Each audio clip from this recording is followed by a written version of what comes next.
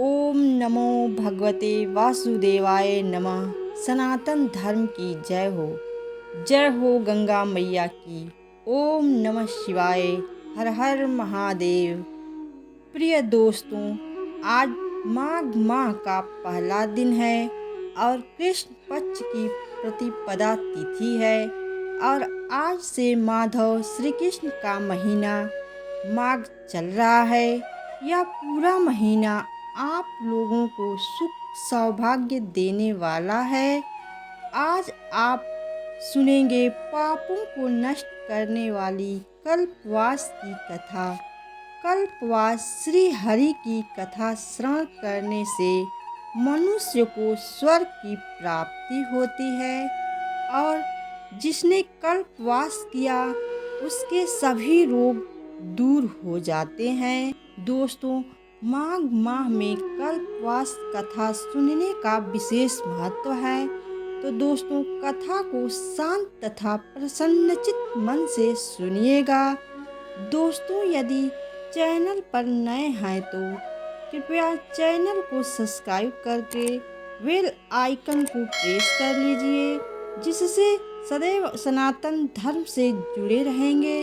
दोस्तों, एक समय श्री सूत जी ने अपने गुरु श्री व्यास जी से कहा कि गुरुदेव, कृपा करके आप मुझसे माघ मास का महात्म्य कहिए, क्योंकि मैं आपका शिष्य हूँ। व्यास जी कहने लगे कि रघुवंश के राजा दिलीप एक समय यज्ञ के स्नान के पश्चात पैरों में जूते और सुंदर वस्त्र पहनकर शिकार की सामग्री से युक्त कवच और शोभायमान आभूषण पहने हुए अपने सिपाहियों से घिरे हुए जंगल में शिकार खेलने के लिए अपनी नगरी से बाहर निकले।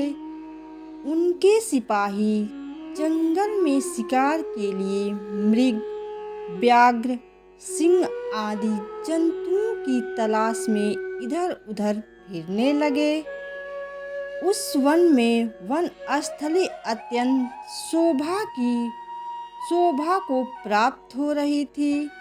कहीं दो मृगों के झुंड फिरते थे, कहीं गीदड़, कहीं कहीं मृगों के झुंड फिरते थे, कहीं गीदड़ अपना भयंकर शब्द कह रहे थे, कहीं गैंडों का समूह हाथियों के समान फिर रहा था, कहीं वृक्षों के कोटरों में बैठे हुए उल्लू अपना भयानक शब्द कह रहे थे, कहीं सिंहों के पद चिन्हों के साथ घायल मृगों के रक्त से भूमि लाल हो रही थी, कहीं दूध से भरी थनों वाली सुंदर भैंसें फिर रही थीं, कहीं पर सुगंधित पुष्प, हरी भरी लताएं वन की शोभा को बढ़ा रही थी, कहीं बड़े बड़े पेड़ खड़े थे तो कहीं उन पर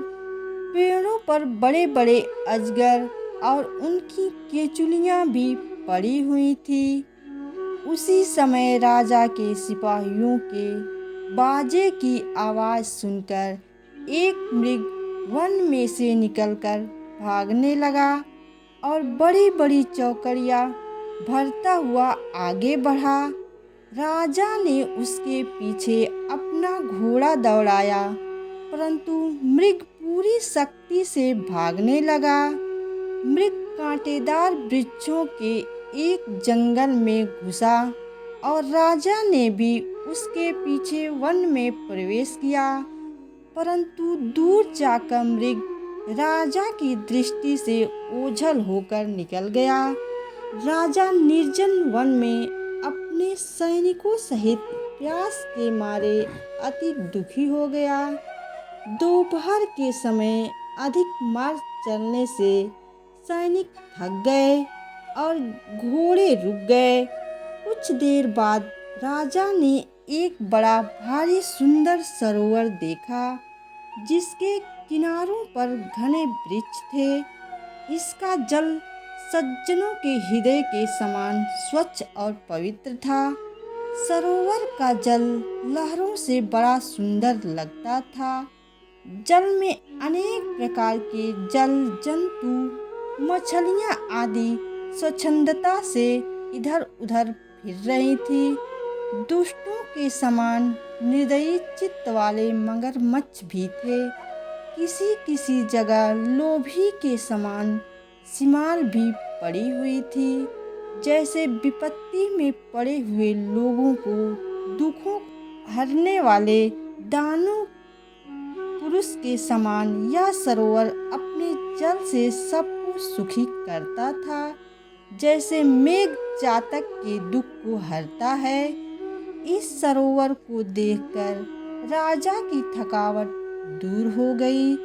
रात्रि को राजा ने वहीं विश्राम किया और सैनिक पहरा देने लगे और चारों तरफ फैल गए।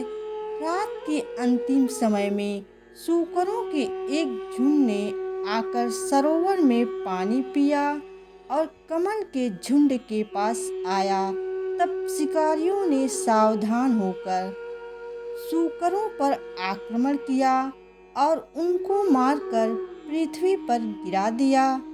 उस समय सब शिकारी कोलाहल करते हुए बड़ी प्रसन्नता के साथ राजा के पास गए और राजा प्रभात हुआ देखकर उनके साथ ही अपनी नगरी की तरफ चल पड़ा, जिसका शरीर तपस्या और नियमों के कारण बिल्कुल सूख गया था, जो मृग छाला और वल्कल पहने हुए था और नख, रोम तथा केश धारण किए हुए था।